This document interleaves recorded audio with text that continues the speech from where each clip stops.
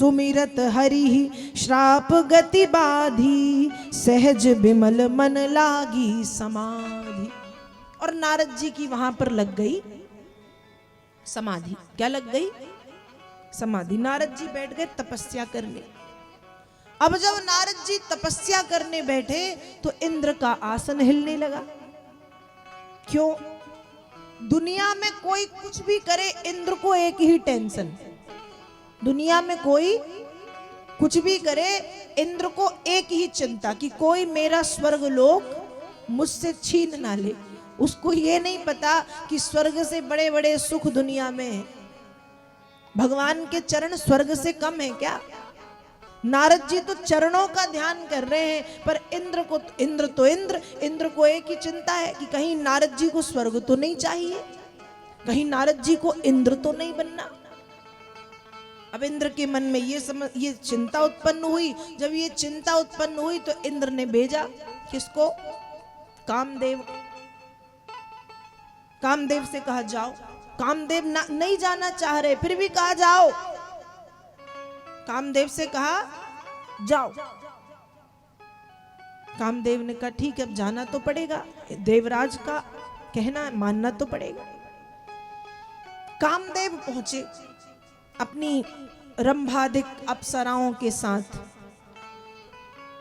अब वैसे भी वो सुंदर स्थान है, बर्फ से ढका पहाड़, हरियाली, गंगा जी, बड़ा सुंदर स्थान है।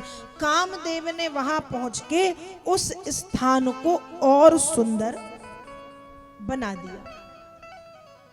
और सुंदर रंग बिरंगे तरह तरह के खुशबू वाले फूल वहां पर अपने आप उत्पन्न हो गए। बेला, चमेली, रात रानी, ऐसे ऐसे पुष्प जिनकी सुगंध बड़ी प्यारी है। और वो सुगंध हवा में मिलकर के हवा सुगंधित हो गई है। त्रिविध बयारी, 3 प्रकार की हवा चलने लगी। शीतल, ठंडी ठंडी, मंद, धीमे धीमे, सुगंधित, हवा में भी खुशबू है, ऐसी हवा चल रही। अप्सराएं नृत्य करने लगी, गंधर्व गान करने लगे। अब जब अप्सराएं नृत्य कर रही तो उनकी चूड़ियों की खनक, उनके पायलों के घुंघरुओं की आवाज नारद जी के कानों में सुनाई पड़ी। वो नारद जी के बाजू में कान में जाके चूड़ी बजा रही हैं अपनी अपनी। पर नारद जी का कोई कुछ बिगाड़ पाया? नारद जी का कोई कुछ बिगाड़ पाया? विनय पत्रिका में गोस्वामी तुलसीदास जी महाराज का एक बड़ा सुंदर भाव है, थोड़ा सा सुनिएगा। जानकी नाथ सहाय करें जब, कौन बिगाड़ करे नर तेरो। जानकी नाथ सहाय करें जब, कौन बिगाड़ करे नर तेरो। जानकी नाथ सहाय। सूरज मंगल सोम भृगु सुत, सूरज मंगल सोम भृगु सुत, बुध और गुरु वरदायक तेरो।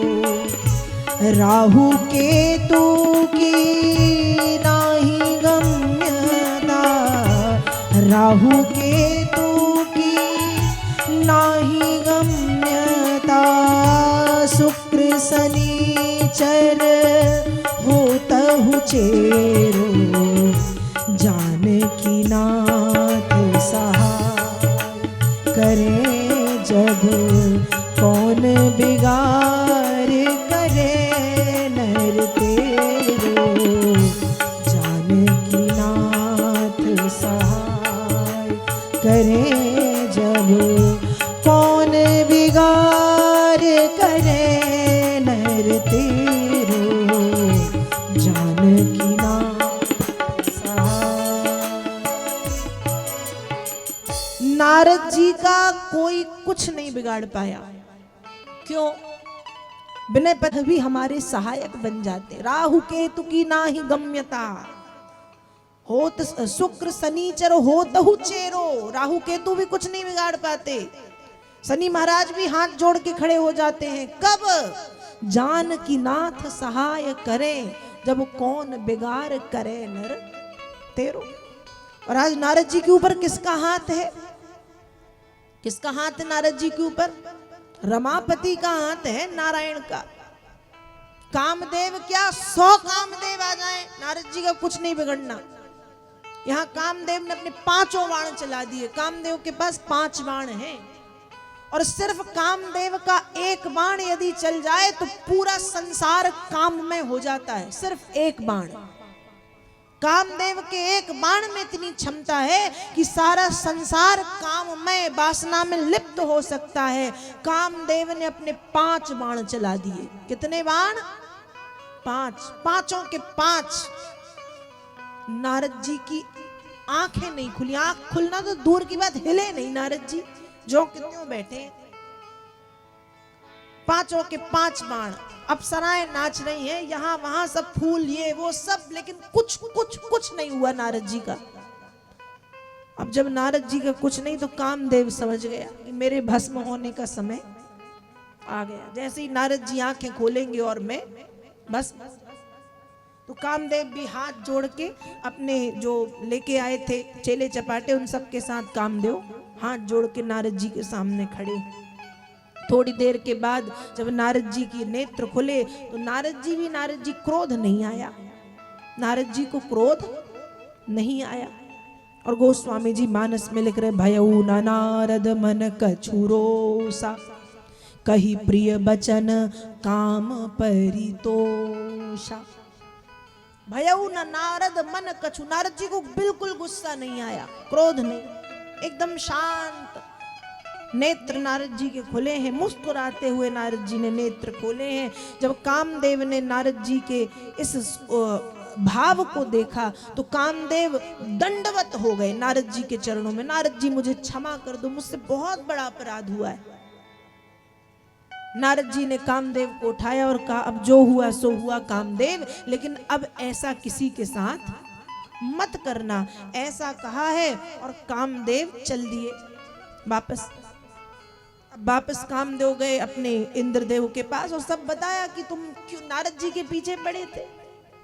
अरे नारद जी तो इतने बड़े संत हैं, ऐसे हैं वैसे। कामदेव ने नारद जी की बड़ी जय जयकार की स्वर्ग में जाके। अब यहाँ नारद जी तपस्या से उठे हैं और जब नारद जी तपस्या से उठे तब नारद जी कहां पहुंचे? नारद जी कहां पहुंचे? सबसे पहले नारद जी ब्रह्मा जी के पास पहुंचे। ब्रह्मा जी पिता है, लेकिन नारद जी ने ब्रह्मा जी को कुछ बताया या नहीं बताया उस विषय में गोस्वामी जी ने लिखा नहीं। बस ये लिखा है कि ब्रह्मलोक गए। फिर ब्रह्मलोक के बाद नारद जी कहां गए? शिवलोक। कहां पहुंचे हैं नारद जी? भगवान शंकर के पास। और गोस्वामी जी मानस में लिख रहे हैं, तब नारद गब ने शिव पाही, तब नारद गब ने शिव पाही, जिता काम अह नीति मन माही, जिता काम अह नीति मन माही।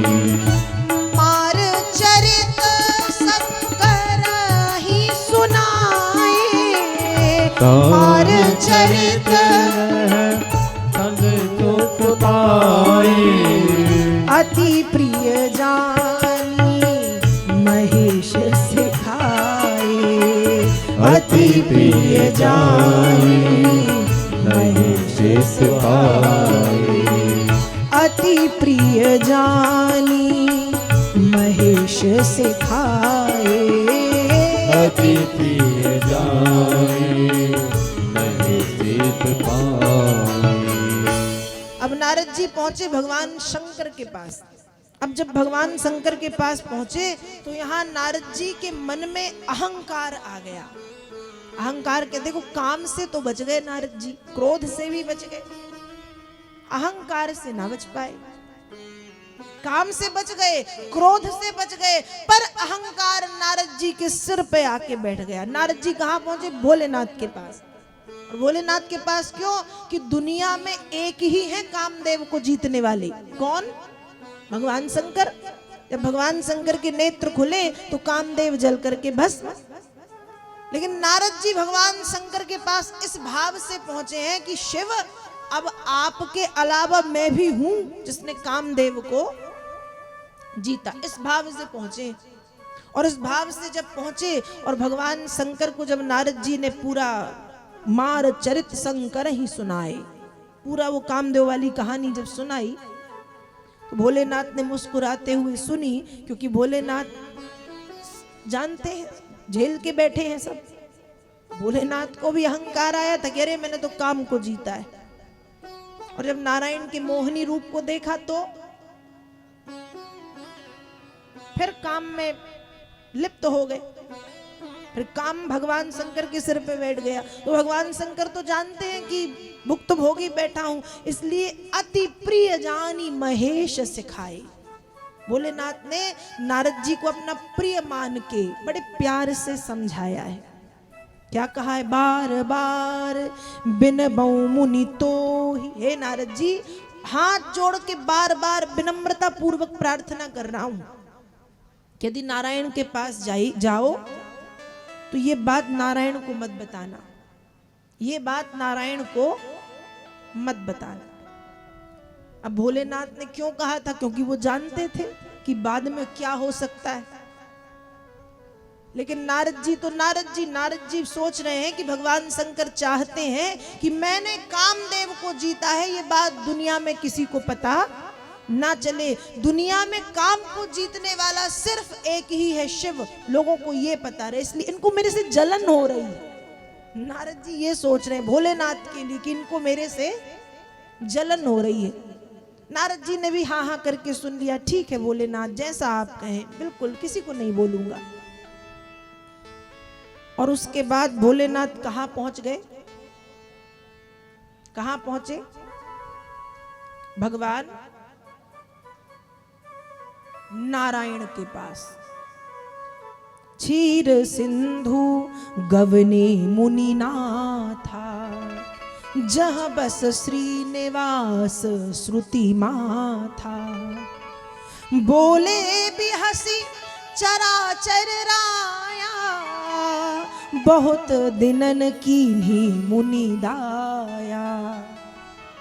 नारद जी पहुंचे वीणा लेके, नारायण नारायण करते हुए क्षीर सागर में नारायण के पास। और जब नारायण के पास पहुंचे तो आज नारायण भी नारायण है, भक्तों के हर भाव समझते हैं। तो हर सी मिले उठी रमान केता। नारद जी पहले कभी भी आए हैं, भगवान उठे नहीं। भगवान तो अपने उस सैया, उस आसन पे, जैसे भगवान लेटे रहते हैं, एक हाथ सिर के नीचे और पैरों के पास लक्ष्मी जी बैठी, नारायण वैसे ही लेटे रहते हैं कोई भी आए। लेकिन आज नारायण ने भी क्या किया? हर सी मिले उठी, बड़ी प्रसन्नता के साथ आसन से उठ करके खड़े हो गए। और क्या कह रहे? अरे नारद जी आइए आइए, बहुत दिनों में आए, बड़े दिनों में कृपा की। हम नारद जी ने जब ये देखा तो नारद जी और बिल्कुल फूल गए कि देखो भगवान विष्णु को मेरा सम्मान कर रहे हैं, मेरे लिए उठ करके खड़े हुए। अब नारद जी जानते नहीं कि किसके पास आए हैं, मायापति को माया दिखा रहे हैं। जब नारायण ने बड़ा स्वागत किया, फिर भगवान पूछ रहे हैं कि नारद जी बड़े दिनों में आए, बड़े दिनों में कृपा की, कहां थे आप? और जैसे ही ये बोला है, भगवान शंकर ने मना किया था कि पूछे तो भी मत बताना, पूछे तो भी मत बताना, और यदि हो सके तो वहां से उठ करके चले जाना। यहाँ तो कुछ पूछा ही नहीं, सिर्फ ये पूछा है कि बहुत दिनों में आए, बड़े दिनों में कृपा की। और यहाँ नारद जी ने सब बातें बतानी शुरू कर दी। गोस्वामी तुलसीदास जी रामचरितमानस में लिख रहे हैं, काम चरित नारद सब भासे, काम चरित नारद सब भागे। यद्यपि प्रथम बरजी शिव राखे, यद्यपि प्रथम बरजी शिव राखे, यद्यपि प्रथम बरजी शिव राखे, यद्यपि प्रथम बरजी शिव राखे। पूरी कहानी नारद जी ने बिना पूछे बता दी कि प्रभु ऐसी ऐसी बात थी, ऐसा हुआ ऐसा हुआ। भगवान ने भी बड़े प्यार से पूरी कहानी सुनी और कहानी सुना के नारद जी ने कहा अब मैं जाऊं। भगवान ने कहा बिल्कुल जाओ।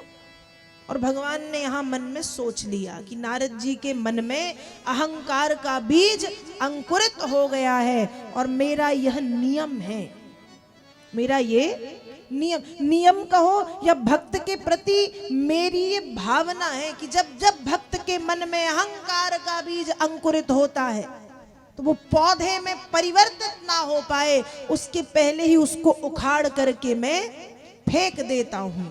और भगवान विष्णु सोच रहे हैं बेगी सो मैं डारी हूं उखारी पन हमार सेवक हितकारी। भक्तों का हित चाहता हूं, अहंकार नहीं आने दूंगा भक्तों के जीवन में, क्योंकि भक्तों की भक्ति में सबसे बड़ी बाधा है उसका अहंकार। आप बरसों से भक्ति कर रहे हो और भक्ति में यदि अहंकार आ जाए थोड़ा सा भी, अरे हम तो 4 घंटे पूजा करते हैं बस खत्म सब, हम तो 100 माला करते, किसको बता रहे हो, किसको बता रहे हो?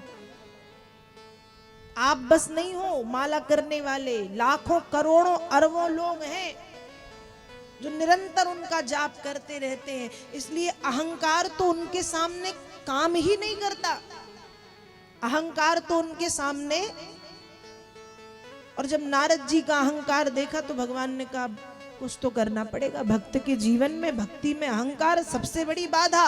तो बेगी सो मैं डारी हूं उखारी, उखाड़ के फेंक दूंगा। इनके मन में जो बीज आया है वो पौधा ना बन पाए, उखाड़ के फेंकूंगा।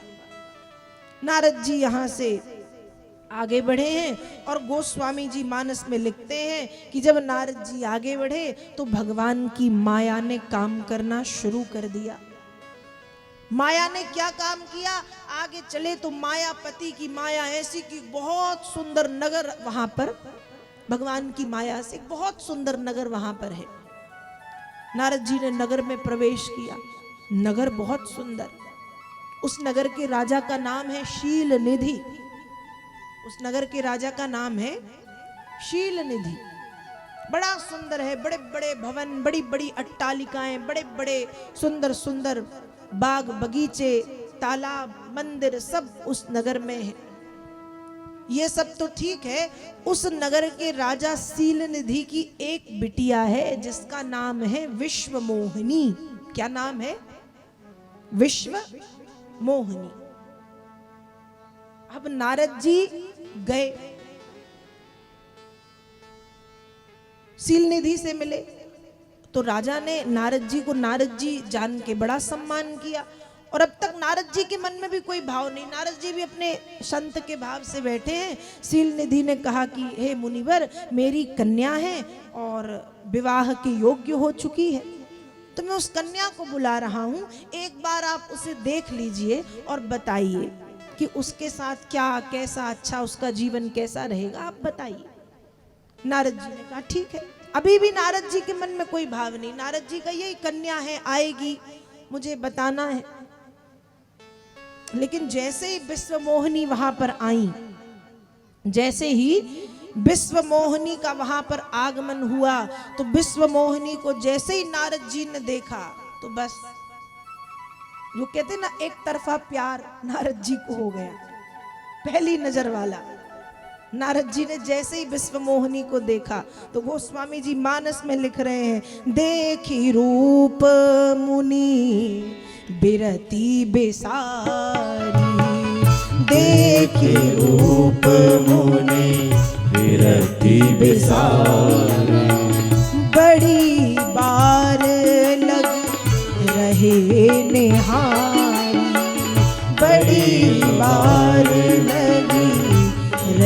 निहारी। लच्छन दास बिलो की भुलाने, लच्छन दास बिलो की भुलाने, हृदय हरस नहीं प्रगट बखाने, हृदय रस हरि प्रगट बखाने। तो नारद जी ने जैसे ही विश्व मोहिनी को देखा, नारद जी को विश्व मोहिनी से देखते ही प्रेम हो गया, पहली नजर वाला प्यार। और नारद जी देखते रह गए। उस देखने बैठे थे, कुंडली देखना, हाथ देखना है, लेकिन उसकी सुंदरता, नाम ही है विश्व मोहिनी। जो भक्त नारद थे, जो बैरागी नारद थे, जो विरक्त नारद थे, वो प्रेमी नारद बन गए। और नारद जी का मन क्या, मैं नहीं करी, गोस्वामी जी लिख रहे हैं मानस में। नारद जी की स्थिति कैसी है? जप तप कछु ना होए एही काला, हे विधि मिलय कवन विधि बाला। नारद जी कह रहे, हे राम, न जप में मन लग रहा, न तप में मन लग रहा, न पूजा में मन लग रहा, न पाठ में मन लग रहा। मन तो उसी विश्व मोहिनी के पास छूट गया। कहाँ छूट गया? विश्व मोहने भगवान, कैसे भी करके उसका विवाह मेरे से करवा दो। नारद जी संसार के लोगों की जैसी बातें करने लगे, जैसे संसारी लोग करते ना प्रेम में, वैसे ही नारद जी हो गए। बताओ, नारद जैसे संत, न जप में मन लग रहा, न तप में, न पूजा में, न पाठ में, न समाधि में, न तीर्थ यात्रा में, न भजन में, एक ही भाव है, जप तप कछु न होए यही काला, हे विधि मिलए कवन विधि वाला। कैसे भी करके वो विश्व मोहिनी मुझे चाहिए, मुझे उससे विवाह करना है, मेरा उससे विवाह हो जाए। और उसी समय पता चला कि विश्व मोहिनी के स्वयंवर का आयोजन उनके पिताजी ने रखा है। अब नारद जी तो मन में कि बस मैं स्वयंवर में जाऊंगा, लेकिन फिर वो भाव कि स्वयंवर में ऐसे जाऊंगा तो नारद के रूप में, संत के रूप में, तो कैसे वो मुझे स्वीकार करेगी। दुनिया में एक ही है इस समय जो मेरा हित चाहते हैं। मेरे पिता ब्रह्मा जी तो मेरे लिए कुछ करेंगे नहीं, भगवान शंकर तो मुझसे जलते हैं। एक ही है जो मेरा हित चाहते हैं। कौन? श्री हरि नारायण। और नारद जी पहुंच गए, हे नारायण, दुनिया में आप ही हैं जो मेरा हित चाहते हैं। नारद जी ने, भगवान विष्णु ने कहा, नारद जी क्या सहायता करूं, क्या सहायता? नारद जी कह रहे, जे ही विधि हो ही नाथ हित मोरा, करहु सो बेगी दास मैं तो। भगवान मैं आपका दास हूं, इसलिए जैसे भी मेरा हित हो वो करो आप। भगवान ने कहा, अच्छा वही करना ना जिसमें आपका हित हो। हाँ प्रभु वही करना है। भगवान ने कहा, तो बस जाओ, निश्चिंत रहो, वही होगा जिसमें तुम्हारा हित है। और भगवान मन में सोच रहे, घर गृहस्थी में तुम्हारा हित बिल्कुल नहीं है नारद, घर गृहस्थी में तुम्हारा हित बिल्कुल नहीं है, नहीं संभाल पाओगे घर गृहस्थी। भगवान जानते हैं नारद जी का हित किस में है। और नारद जी ने कह भी दिया कि जही विधि होए नाथ हित मोरा, करहु सुबेगी दास में तोरा। जिसमें मेरा हित हो भगवान आप वही करिएगा। और अंत में नारद जी एक चीज और कह रहे, हरि सन मांगू सुंदरताई। सुंदरता दे दो। क्या दे दो? सुंदरता। और सुंदरता कैसी चाहिए? हरि सन, हरि के समान सुंदरता। अब हरि के समान, अब यहाँ हरि के दो रूप हैं। हरि का एक मतलब है बंदर और हरि का एक मतलब है सिंह। अब नारद जी ने जब हरि के समान सुंदरता मांगी, भगवान ने भी कह दिया ठीक है, दी तुमको हरि के जैसी सुंदरता। भगवान ने ही बना दिया बंदर, नारद जी बन गए बंदर। अब नारद जी जब स्वयंवर में आए तो वहां सबको नारद जी जैसे ही दिख रहे हैं। किसी को कोई विशेषता या कुछ अलग नारद जी में नहीं लग रहा है। नारद जी को सब ऐसे ही दिख रहे हैं कि नारद जी आए हैं, नारद जी आए। 3 लोग वहां पे हैं जिनको नारद जी का वो हरि वाला बंदर वाला रूप दिख रहा है। 2 भगवान शंकर के गण हैं वहां पे, जो सब देख देख के आनंद ले रहे हैं। जैसे एक पिक्चर चल रही हो और उनको बस आनंद आ रहा है, बस बैठे बैठे हंस रहे हैं। दो भगवान शंकर के गण हैं और एक है विश्व मोहिनी, मतलब वो कन्या, जिनको नारद जी का वो बंदर वाला रूप दिख रहा है।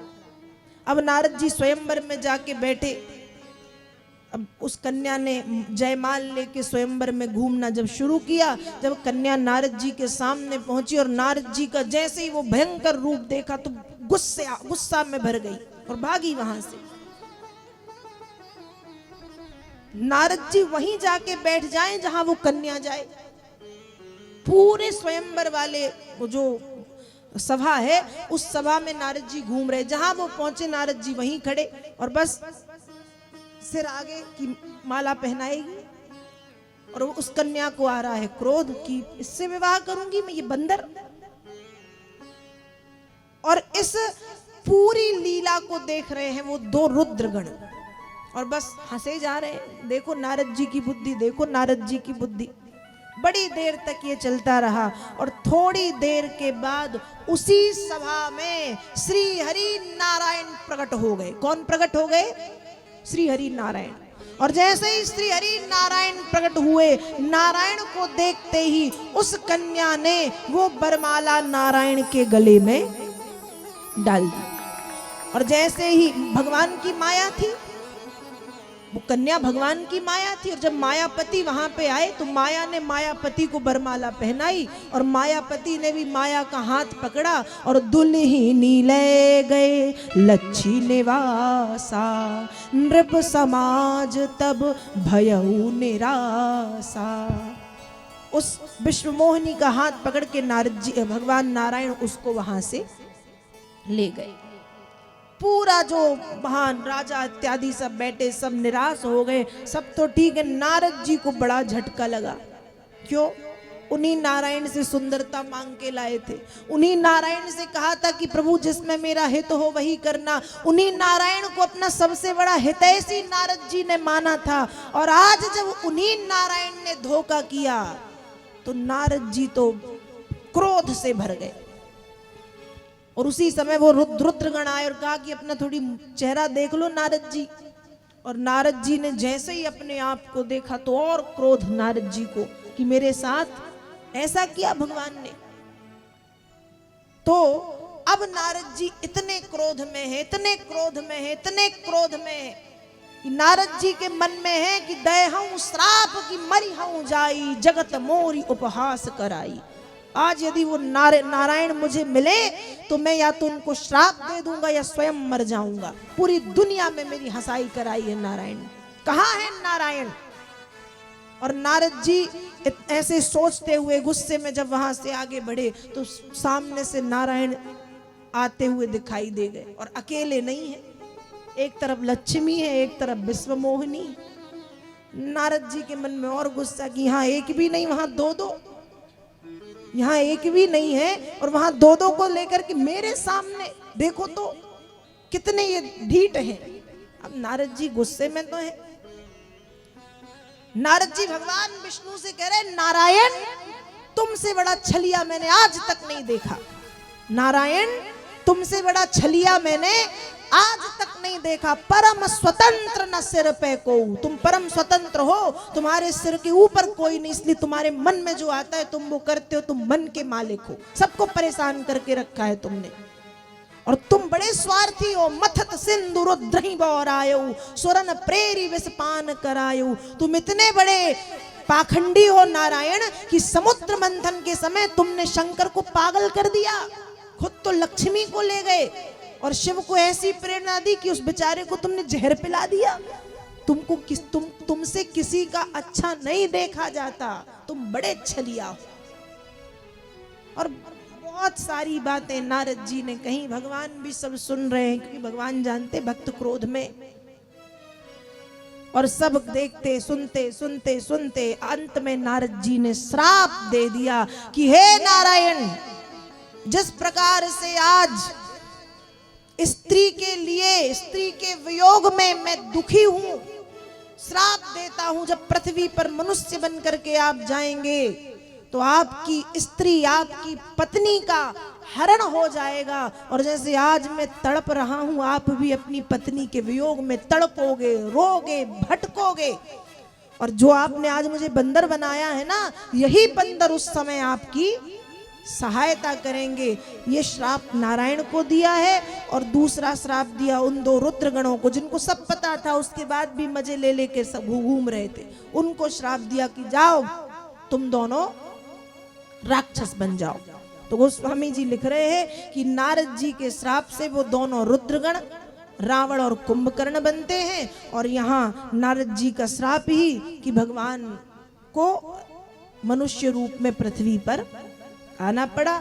नारद जी के श्राप से ही सीता का हरण हुआ। और ये सारी भगवान शंकर ने माता पार्वती को कथा सुनाई है।